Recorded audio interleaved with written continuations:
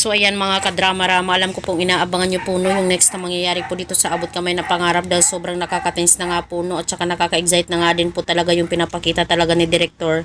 Every episode po talaga dito sa Abot Kamay na Pangarap dahil alam naman po talaga natin ngayon mga kadrama nung time na nagpakilala nga po itong si Morgana Go na kung saan ito pala ay sa totoo pa lang talaga ito ay si Moira. At alam naman po talaga natin mga kadrama na hindi talaga naniniwala sila Giselle, sila RJ, at saka sila Lynette, sila Annalyn na ito nga po talaga si Morgana Go ay siya nga po talaga si Morgana Go, pero hindi po talaga dahil nakikita pa rin po talaga nila itong si Moira. Dahil sabi pa nga ni Giselle dito sa picture na pinapakita ko sa inyo na hindi mababago ng plastic surgery ang ugali ni Moira, Ma'am Chantal.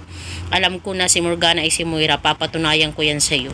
Diba? Papatunayan talaga nila Giselle talaga yung katotohanan na itong si Morgana Go ay talagang siya si Moira. So ngayon alam naman po talaga natin mga kadrama na nalaman na din talaga ni Zoe yung katotohanan na itong si Morgana Go ay si Moira. Dahil nga po sa plinano talaga nilang dalawa ni Justin na magpanggap itong si Zoe talaga na nabangga ng sasakyan. Diba? Kaya ngayon, yung may alam sa katotohanan ay itong si Zoe at saka si Justin. Na kung saan itong si Justin na naman o itong si Zoe nagpapanggap na naman na parang walang alam. Sabi na naman niya na ito daw si Morgana, ganito ganyan.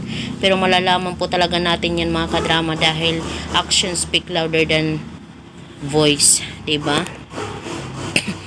Kahit anong pagtatago mo talaga sa mukha ng isang tao, dahil sa action talaga makikita talaga yung attitude niya, diba? Diyan natin makikita yung katotohanan, or makikita natin yung pagkatao talaga ng isang tao, diba? Yung kanyang attitude, yung character niya, the way siya mag-act. Kaya mga kadrama, alam ko napapatunayan talaga yan ni Giselle dahil alam naman po talaga natin na itong si Giselle ay sobrang napaka-strong po niya, no. Hindi siya basta-basta naniniwala sa isang bagay, lalong-lalo na iba talaga yung nararamdaman niya sa isang tao na yan. Sabi pa nga niya yung nararamdaman daw niya kay Morgana Go sa nararamdaman niya kay Moira ay the same, di ba? Magsalita si Moira same pa rin eh. Yung mukha lang niya yung nabago ng kaunti. Pero siya talaga si Moira. At ngayon talaga itong si Zoe kampante na naman siya talaga sa kanyang sarili, no?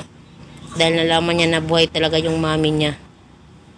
Kaya talagang mag-uundago na ito si Zoe sa mga paplanuhin talaga nila.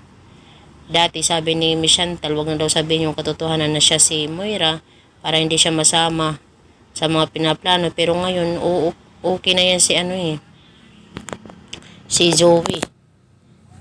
Dahil yun naman din talaga yung plano niya, talaga makapaghiganti talaga dito sa mga tanyag. Lalong-lalo na kay Annalyn. Si Annalyn talaga yung kawawa dito. So ayan mga kadrama, abang-abang na lang po tayo sa next na mangyayari dito sa Abot Kamay na Pangarap. Don't forget to please like, share, subscribe my channel. Bye! Abangan!